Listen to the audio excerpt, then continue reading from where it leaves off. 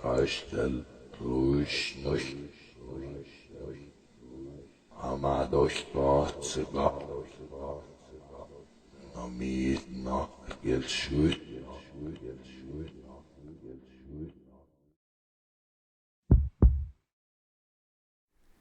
What's going on, everybody? My name is Caden at grplgme, and welcome to a brand new series called Caden Books, where I take a future scenario and book it the best way that I can. And today we're going to talk about how I would book the Finn Bálor return. Finn has been out of action ever since SummerSlam, where he tore his labrum due to an injury suffered at the hands of Seth Rollins. Because of this, he had to vacate his newly won WWE Universal Championship, and we haven't seen him since. However, pictures and videos on Instagram and Twitter suggest that he will be back sooner than later. So, how would I book a Finn Bálor return? Well, this is how we're going to do it. So first of all, the rumor is that he's going to return at WWE Roadblock in December. He's being advertised for the show by the arena's Twitter. For the purposes of this video, we're not going to have him return at Roadblock. He has said himself that he won't be returning, but we know Finn Bálor, and he is one of the biggest teases in professional wrestling. So with that being said, we're not going to have him return at Roadblock, but we are going to have him return at the Royal Rumble. Now, the Royal Rumble, we know that the winner of this match goes on to face the world champion at WrestleMania. Finn Bálor never lost the WWE Universal Championship, so it makes sense to throw him right back into the picture. And what better way to do it than have him win the Royal Rumble? So, at the Royal Rumble, this is how I would do it. You go through the entire match, but you don't see Finn Bálor. And people are starting to think, okay, is he ever going to show up? Is he ever going to arrive? Because people feel like he will return at the Royal Rumble. And that is when we get to the 30th entrant, the final entrant in the Royal Rumble match. And that entrant is... You hear those heartbeats, the lights go out, the red starts to flash, and then you just see the Demon King crawl out. Finn Bálor is the 30th entrant in the 2017 Royal Rumble match. And right off the bat, instant favorite. And he eliminates everybody. I'm talking, he eliminates all the big competitors. He eliminates everybody, cleans house, and wins the Royal Rumble match.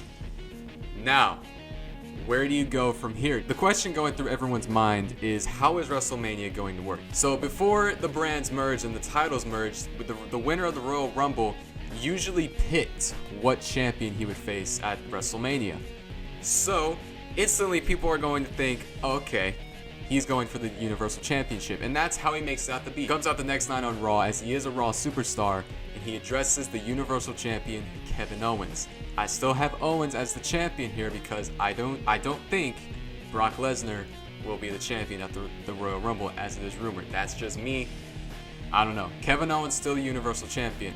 And it would make sense to have Finn Bálor versus Kevin Owens, as they have history in NXT, kind of some unfinished business between the two. So right off the bat, people are thinking, oh, okay, this makes sense. This is what Finn is going to do. However, Finn gets the choice. And I think people will forget about this, that he has the choice to face whatever champion he wants to. And for the purposes of this booking, that is how we're going to do it. I don't know if that's how it's going to be, but that's how it needs to be. Finn Bálor needs to have the choice of what champion he will face. So he addresses Kevin Owens, but then as he's about to say he's coming after the Universal Championship, he changes his mindset. And he starts talking about the WWE World Champion, AJ Styles. Now, as we know, Finn Bálor, AJ Styles have yet to meet in the same ring. However, they do have a connected history, as Finn Bálor and AJ Styles are two former leaders of the Bullet Club. So Finn Bálor brings up, AJ has been stealing my spotlight, my ideas.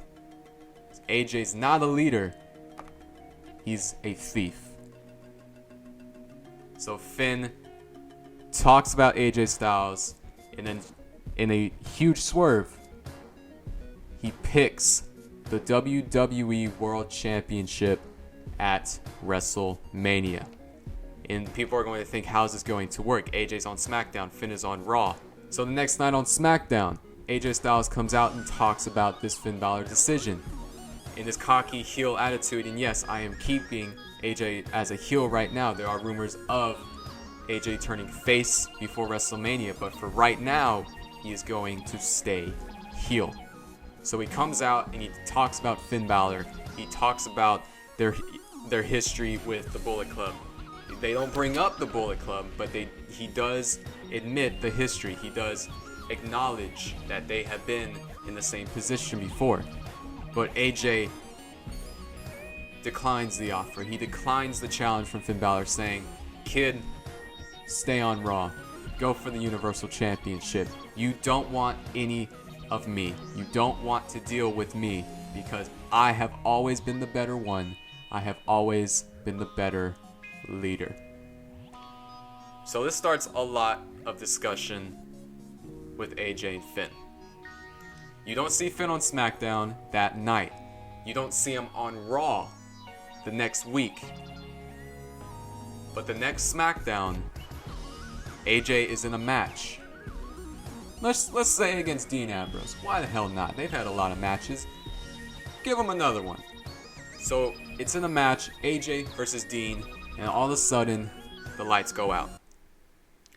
The lights go out, and all of a sudden you hear those demon sound effects. You hear the demon sounds, the demon noises.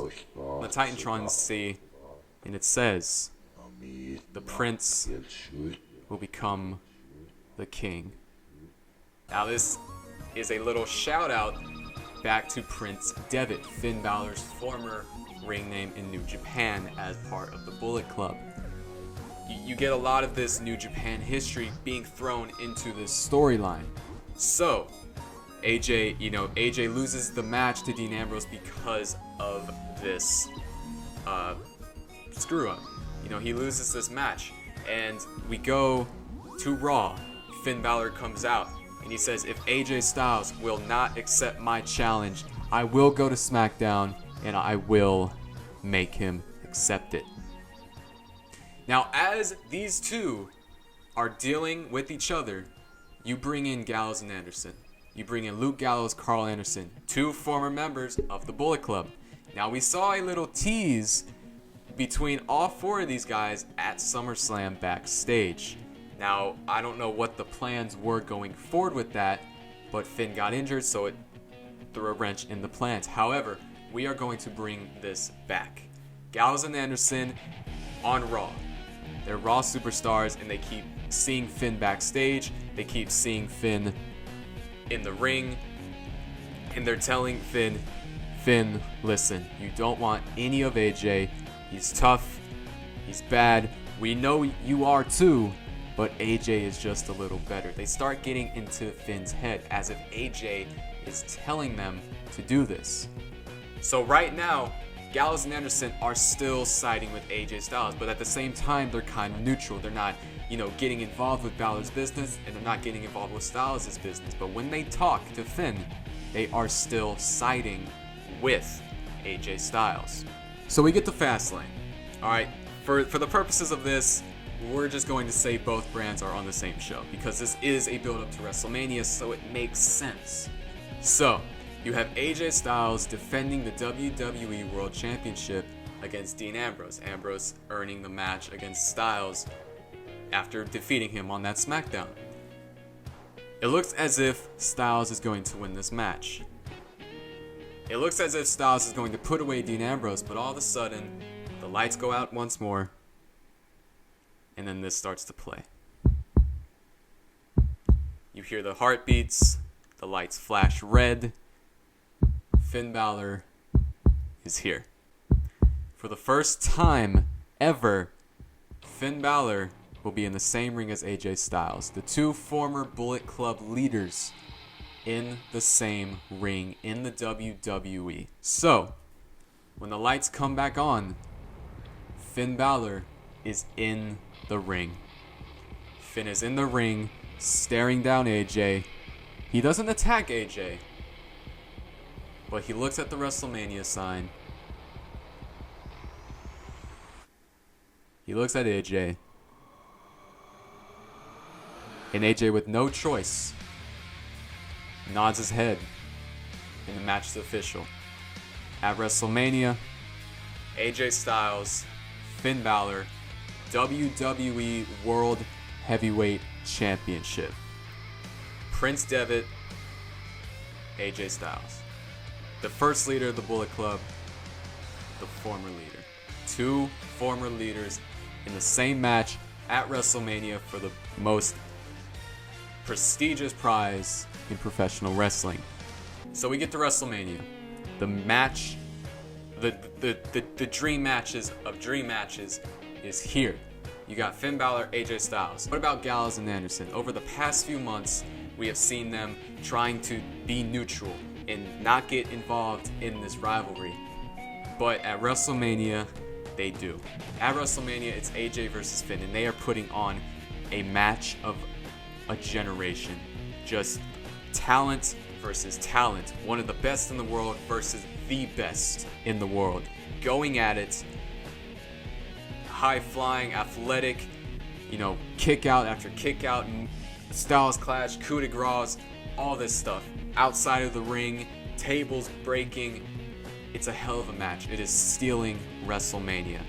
And then we get that moment where Finn Bálor is on the top rope looking for one final coup de grace on AJ Styles. And he hits. But as he's going for the pin, Gallows and Anderson show up from under the ring. They pull the ref out of the ring, and this allows AJ Styles to recover. In enough time, Bálor is distracted by Gallows and Anderson. Balor's distracted by Gallows and Anderson. He's yelling at him. He wants to get at him, but at the same time, he is allowing AJ Styles to recover. So when the ref gets back in the ring and Bálor turns around, a phenomenal forearm. 1, 2, 3. AJ Styles retains the World Championship due to Gallows and Anderson interfering.